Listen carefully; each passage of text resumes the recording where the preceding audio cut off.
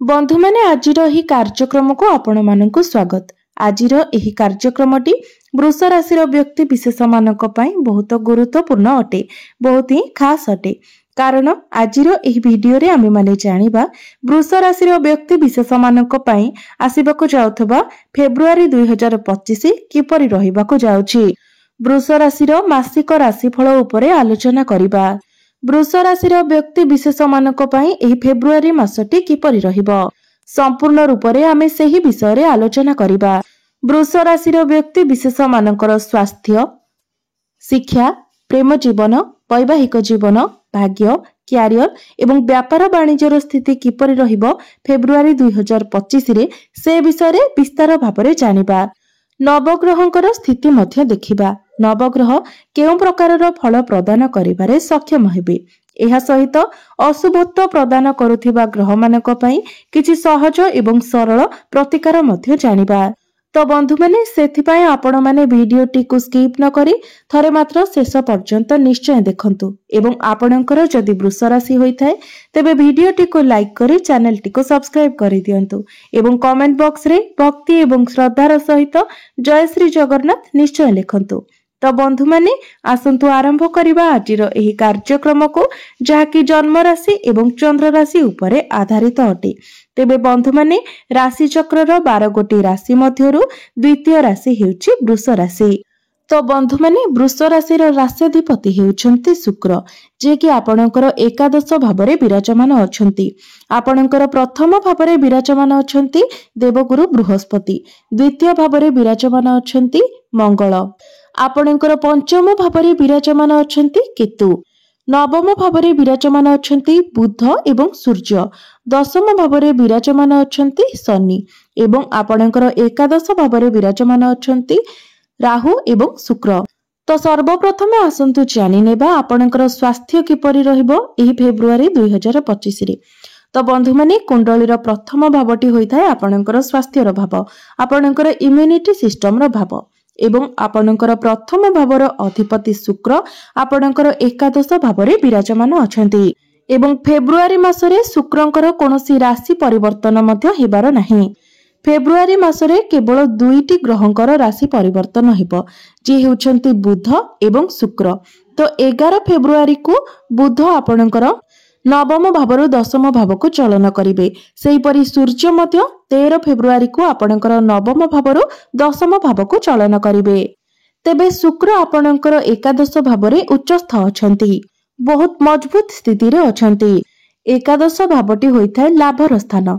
तो शुक्र आपणकर लाभ स्थान रे विराजमान अछंती एवं आपणकर प्रथम भावरे मध्य शुभ ग्रह देवगुरु बृहस्पति विराजमान अछंती, जे कि हेउछंती आपणकर अष्टम भावर अधिपति।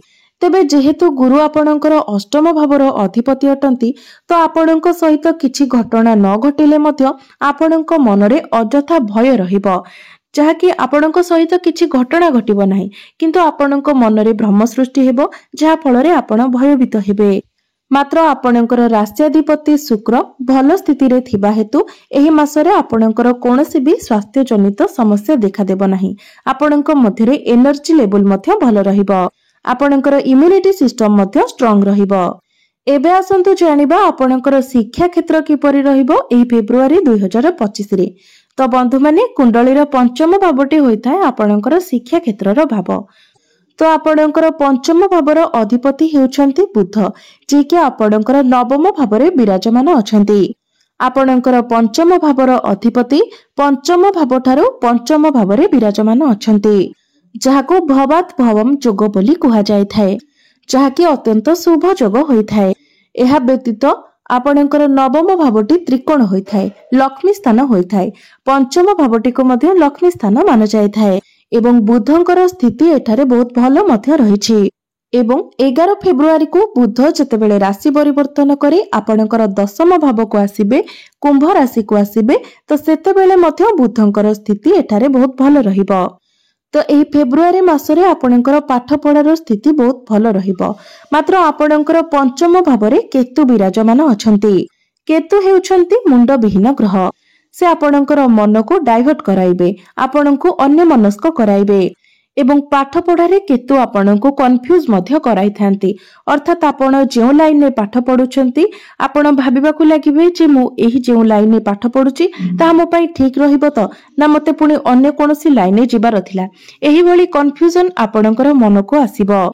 मात्र एही मासरे जदि आपण अर्थात फेब्रुआरी मासरे जदि आपण पाठ पढ़ा को नेकी कोनोसी भी डिसिजन नेबा पई चाहुचंती तो बुध एवं शुक्र एकत्र बुधादित्य राजयोगर निर्माण करूछंती, जहा फଳରେ आपण जहा भी किछि डिसिजन नेबे सेथिरे आपणको शुभ फल मिलिबो।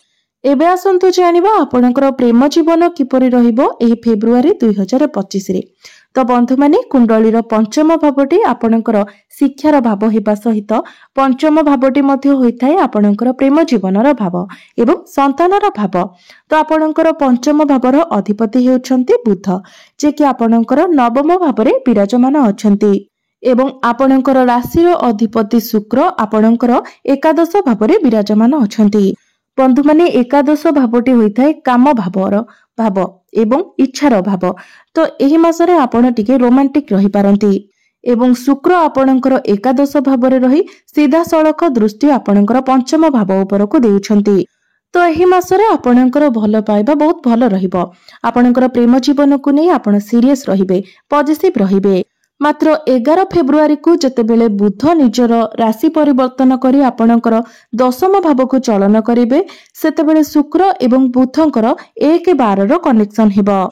सेतेबेले 11 फेब्रुआरी परे आपणक मध्यरे किछिटा मिस अंडरस्टैंडिंग देखा देई पारे, मात्र ताहार कोनोसी एतेटा खराब प्रभाव आपणकर प्रेम जीवन उपरे पड़िबो नाही।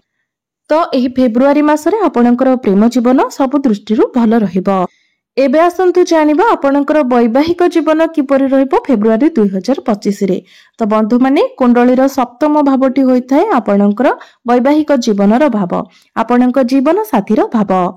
तो आपणकर सप्तम भावर अधिपति हेउछंती मंगल, जे कि आपणकर द्वितीय भावरे विराजमान अछंती। बंधु माने एमिति जदि आपण देखिबे तो आपणकर समस्त ग्रह शुभ स्थान रे ही विराजमान अछंती। तो एही मासटी आपणक पई बहुत विशेष हेबाको जाउछि, बहुत खास हेबाको जाउछि। तो आपणकर वैवाहिक जीवन मध्य एही मासरे बहुत भल रहिबो, कारण आपणकर सप्तम भावर अधिपति मंगल आपणकर द्वितीय स्थान रे धन भावरे विराजमान अछंती।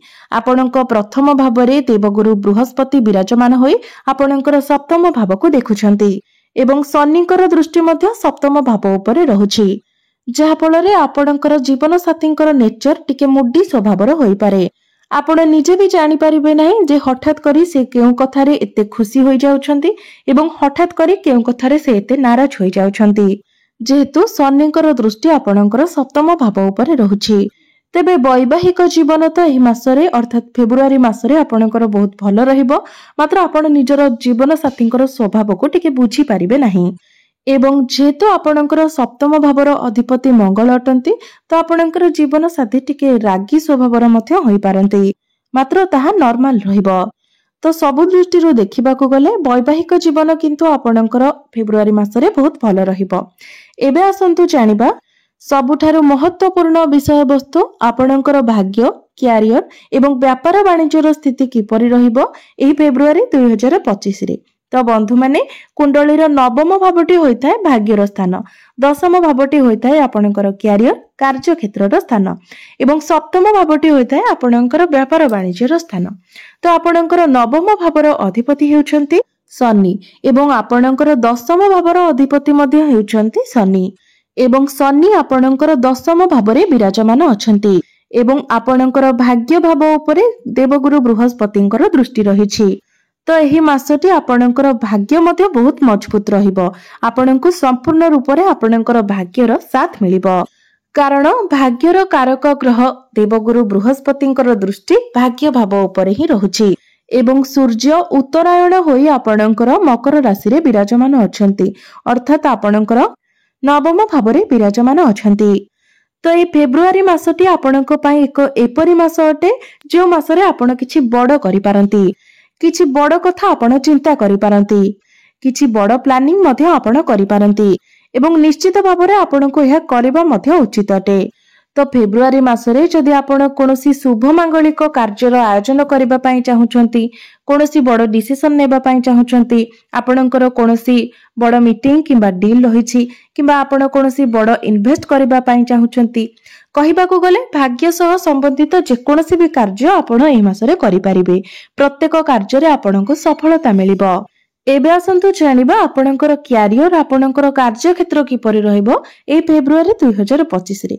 तो बंधु माने म आपणको कहि सारिछि जे दशम भावटी होइथाय आपणकर क्यारियर भाव एवं दशम भावर अधिपति मध्य शनि अटंती एवं शनि दशम भावरे ही विराजमान अछंती एवं शनि आपणकर दशम भावरे विराजमान रही शश नामक राजयोगर निर्माण करूछंती। तो आपण निजर क्यारियर रे ठीक डिसिजन नै पारिबे एवं निजर क्यारियर संबंधित जदि आपण किछि कथा चिंता करूछंती, किछि बेटर करबा पई आपण भाबुछंती, आपणकर क्यारियर रिलेटेड आपण किछि प्लानिंग करूछंती, तो फेब्रुआरी मासटी निश्चित रूपरे आपणक पई अनुकूल रहिबो। कारण आपणकर प्रत्येक ग्रह फेब्रुआरी मासरे बहुत शुभ स्थान रे उच्चस्थ होइकी विराजमान अछंती। तो क्यारियर रे आपण जहाँ भी किछि चिंता करूछंती, जदि किछि परिवर्तन करबा पई चिंता करूछंती, किछि बड़ करबा पई चिंता करूछंती, तो ताहा आपण निश्चित भाबरे करबा उचित। कारण आपण जदि ताहा करंती तो सेतिरे निश्चित भाबरे आपणको सफलता मिलिबो। एबे आसंतु जानिबा आपणकर व्यापार वाणिज्य किपरि रहिबो एही फेब्रुआरी 2025 रे। तो बंधु माने सप्तम भावटी होइथाय आपणकर व्यापार वाणिज्यर भाव एवं आपणकर सप्तम भावर अधिपति मंगल आपणकर द्वितीय भावरे धन स्थान रे विराजमान अछंती एवं व्यापार वाणिज्यर कारक ग्रह बुध मध्य आपणकर नवम भावरे लक्ष्मी स्थान रे विराजमान अछंती। तो व्यापार वाणिज्य मध्य एही मासरे अर्थात फेब्रुआरी मासरे आपणकर बहुत भलो रहिबाकू जाउछि। बंधु माने बेले बेले खूब कम समय आसी थाए जे समय रे आपमर समस्त ग्रह माने भलो स्थिति रे थांती। तो फेब्रुआरी मासटी आपणक पई सेही भली मास हेबाकू जाउछि जे मासरे प्रत्येक ग्रह आपणकर भलो स्थिति रे रहिबाकू जाउछंती। तो एबे आसंतु जानि नेबा किछि विशेष प्रतिकार विषय रे जहा फଳରେ आपणको अधिक शुभत्व प्राप्ति हेबो। तो एमिति तो देखिबाकू गले एही मासरे आपणको कोनोसी प्रतिकार रही आवश्यकता नाही, मात्र जदि भी आपण किछि करिबा पई चाहुचंती तो प्रत्येक दिन आपण हनुमान चालीसार पाठ करंतु एवं प्रत्येक दिन आपण गायत्री मंत्रर जप करंतु एवं प्रत्येक दिन आपण बुद्धंकर बीज मंत्र मध्य 108 थर जप करंतु। तेबे बंधु माने आपणकर जीवन मंगलमय हेउ एहा ही ईश्वरंक निकटरे मोर प्रार्थना। धन्यवाद।